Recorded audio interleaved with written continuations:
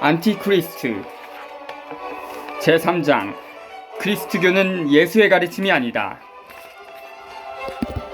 보이는 대로 보지 않는다. 오랜 역사 속에서 예수가 왜곡된 이유에 대해 나는 이미 해답을 내놓았다. 크리스트 교회가 자신들을 선전하는 데 편리하도록 예수를 계속해서 변화시켰기 때문이다.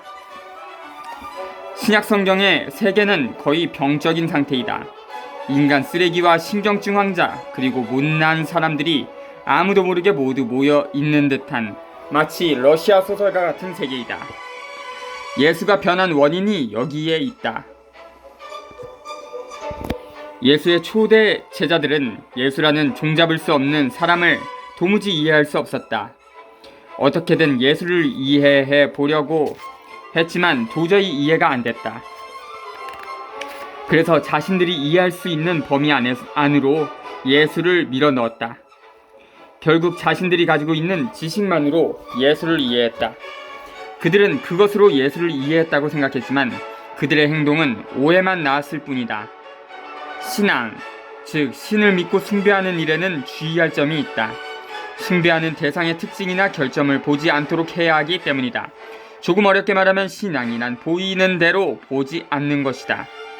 러시아의 대작가 도스토옙스키는 이런 데카당스와는 거리가 멀지만 그와 같은 사람, 즉 숭고함과 병적인 것과 유치함의 혼합물에서 매력을 느끼는 사람이 없다는 사실이 유감스럽기까지 하다. 예수라는 사람의 특징에는 모순이 숨어있다. 산이나 호수, 초원에서 조용히 가르침을 전하는 이미지와 마치 미친 사람처럼 공격적으로 유대교의 신학자와 성직자를 적대시하는 이미지, 이 두 개의 이미지는 서로 모순된다. 전자는 무대가 인도는 아니지만 마치 석가와 같은 온화한 인상이고 후자는 르낭이 예수전에서 묘사한 과격한 성격이다. 도스토옙스키. 이를 어떻게 해석하면 좋을까? 나는 예수라는 인간이 크리스트교에 격앙된 선전활동에 의해 만들어졌다고 생각한다. 여러분도 알다시피 종교에 빠진 사람은 믿고 있는 신을 이용하여 자신을 변명하기 때문이다. 다시 말해 초대 크리스트 교단은 그 당시 권력을 쥐고 있던 유대교의 신학자에게 대항하기 위하여 새로운 신학자가 필요했던 것이다.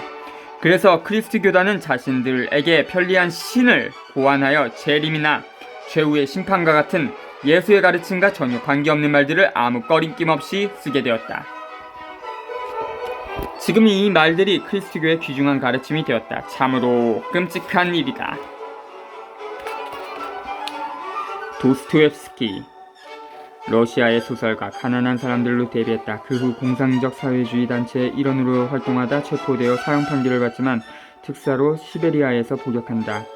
사회로 복귀한 후에는 이성만능주의에 의한 인텔리의 폭력혁명을 부정하고 그리스도교적인 인도주의자로 전향했다.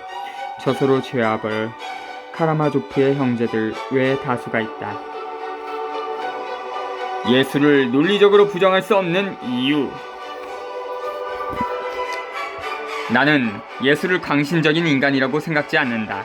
르낭은 어리석게도 혁명적이란 단어를 사용하고 있지만 예수의 가르침 속에는 그런 개념은 존재하지 않는다. 예수가 말한 신앙이란 싸워서 얻는 것이 아니라 처음부터 존재했던 것이다. 그러나 기적, 보상, 약속과 같은 성경에 나오는 말로 증명되는 것도 아니다. 그가 말하는 신앙이란 규칙처럼 고착된 것이 아니기 때문에 말로는 정의할 수 없다. 물론 주위의 환경이나 언어, 문화에 의해 신앙의 형태는 어느 정도 정해진다. 초기의 크리스천은 단순히 유대적인 사고를 이용했을 뿐이다. 만약 예수가 인도에서 태어났다면 인도 철학을 했을지도 모르고 중국에서 태어났더라면 노자의 가르침을 이용했을지도 모른다. 노자. 예수는 역시 자유로운 정신을 가진 사람이다. 여하튼 예수는 모든 규칙을 일절 인정하지 않았다. 예수는 생명과 진리, 빛과 같은 정신적인 것들을 그가 정한 언어로만 표현했다. 자연이나 언어처럼 현실 세계에 존재하는 것이라도 그에게는 한낱 기호일 뿐이었다. 교회에 속아 넘어가는 이런 시점을 잊으면 안 된다. 예수라는 사람은 역사학이나 심리학과 같은 학문, 예술과 정치 경험과 판단책, 그리고 모든 종교와 아무런 관련이 없다. 그는 문화를 잘 몰랐기에 문화와 싸울 일도 없었고 부정할 필요도 없었다. 국가와 사회의 노동, 전쟁에 대해서도 마찬가지였다. 결국 그는 세상을 부정할 이유가 없었다. 세상은 교회가 만들어낸 개념이며 예수는 그런 것을 생각해 본 적도 없었기에 부정하지도 않았다. 예수는 논리적으로 제대로 생각해 본 적도 없거니와 신앙과 진리가 정확한 증거에 의해 입증될 수 있다는 생각을 가져본 적도 없다. 예수가 한 일은 어디까지나 자신의 생각을 순수하게 증명했을 뿐이다. 그리고 세상에는 자신과 다른 의견과 가르침이 많다는 사실을 몰랐을 뿐 아니라 그것을 이해하지도 못했던 것 같다. 예수가 다른 가르침과 접했다고 하더라도 마음속 깊이 안타까워하며 동정만 했을 것이다. 왜냐하면 자기에게는 빛이 보이기 때문에. 따라서 이를 논리적으로 이러니 저러니 하며 따질 문제는 아니다. 노자 BC 5세기 중국 춘추시대의 사상가 사상서 노자를 쓴 것으로 알려졌지만 현재는 여러 명의 저자가 있음이 밝혀졌다. 만물의 근원인 도는 모든 것을 규정하며 모든 것을 창조하는 우주의 근간이고 인간은 함부로 지적이 되거나 욕심을 부려서는 안 되며 자연체로 살아야 한다고 제창했다. 예수와 그리스도교는 무관하다. 여기서 예수의 생각을 간단히 정리해보자. 먼저 예수의 가르침 속에는 죄와 벌, 보상과 같은 개념이 없다는 점을 짚고 넘어가고 싶다. 신과 인간과의 거리관계는 이미 제거되어 있었다. 예수에게 있어 신앙으로 인해 받을 수 있는 행복이란 약속이 아니라 좀 더 현실적인 것이었다. 그 행복은 신앙이 아니라 행동하는 과정에서 결정된다. 예수의 가르침은 다음과 같다. 자기에게 악의를 품고 있는 사람에게 말로든 마음으로든 결코 맞서지 말라. 외국인과 자국인을 차별하지 말라.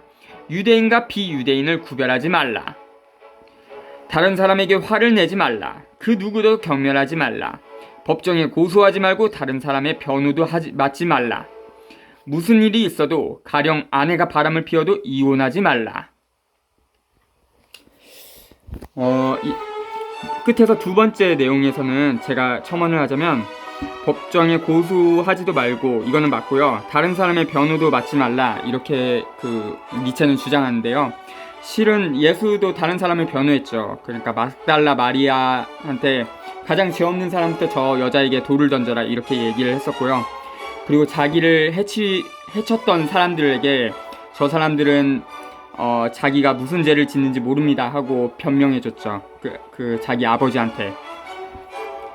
예수는 이런 가르침을 실행에 옮기려 했다. 유대인이 거행하는 의식이나 기도는 예수에게 아무 의미가 없었다. 그런 의식이나 기도가 아니라 예수의 가르침을 실천해야만 신에게 인도되는 것이었다. 이렇게 예수는 죄의 용서, 신앙에 의한 구원과 같은 유대교의 모든 가르침을 부정했다. 예수는 자신이 신의 아들임을 느끼기 위해 인생을 현실적으로 살아갈 수밖에 없었다. 그것을 본능적으로 알고 있었다. 그러나 아무리 노력해도 예수는 천국에 살고 있다는 느낌이 들지 않았다.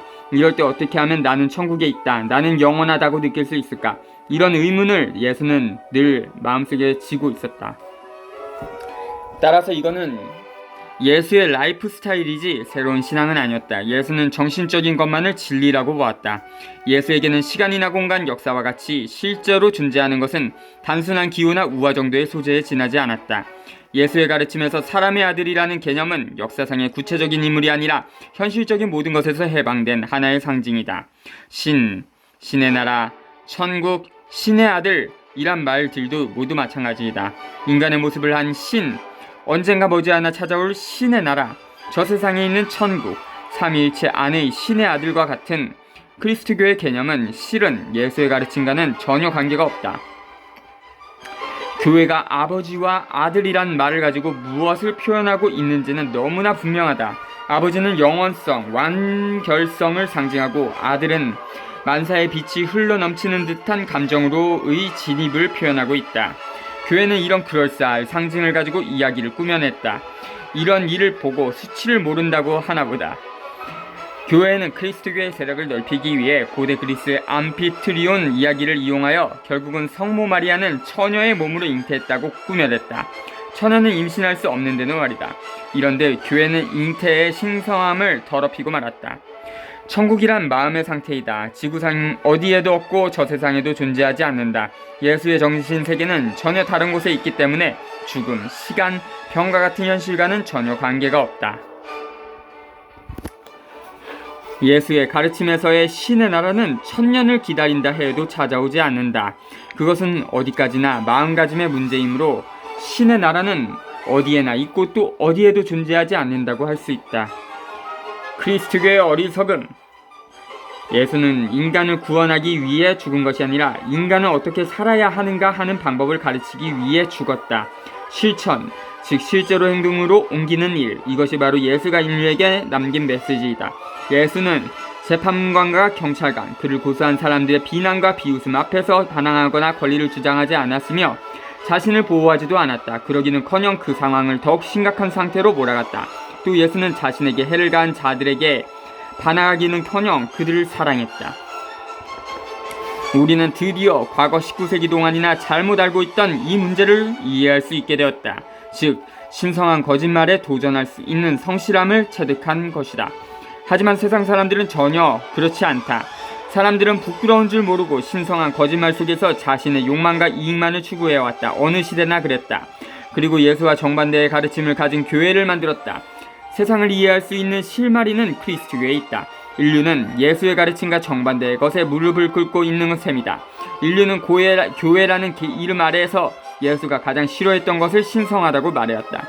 나는 이렇게 세계적이고 대대적인 아이러니를 알지 못한다. 그리스도교에는 기적을 일으키는 사람과 구세주가 등장한다. 그리스도교의 정신이나 상징은 이런 실없는 이야기에서 나왔다. 그럼 왜 이처럼 어처구니없는 이야기가 지금도 통하고 있는가? 그것은 생각하는 방법이 거꾸로 됐기 때문이다. 사실 그리스도교의 역사는 예수가 십자가 위에서 죽은 이후 그 근본에 있는 상징주의를 계속 왜곡해온 역사이다. 그리스도교가 머리 나쁜 사람들 사이에서 계속 퍼져나가자 그리스도교 측은 그런 사람들이 쉽게 이해할 수 있도록 가르침을 점점 간단하고 통속적이며 저급하게 고쳤다. 그리스도교는 로마 제국의 지하적인 예배의 교의, 의식, 불합리한 이야기를 그대로 받아들였다. 물론 그것은 그리스도교를 선전하기 위함이었다. 그 결과 그리스도교는 예수의 가르침에서 점점 멀어져 미신과 주술, 엉터리 이야기를 하는 집단이 되었다. 그리스도교의 운명은 이것으로 결정되고 말았다. 그리스도교라는 종교에 의해 충족되어야 할 욕구들이 병적이고 통속적이며 천박했기에 그리스도교의 신앙도 병적이고 통속적이며 천박하게 변해갔다. 그렇게 되지 않을 수 없었다. 그러다 마침내 그런 병든 야만성이 교회에 결집하여 권력이 형성되었다. 그리스도교회는 인간의 장점, 예를 들면 정직함, 관대함, 공명함, 전신력의 적이다. 그리스도교가 가지고 있는 가치관과 고결한 가치관의 대립을 우리 시대에 이르고 나서야 비로소 정확하게 파악할 수 있게 되었다.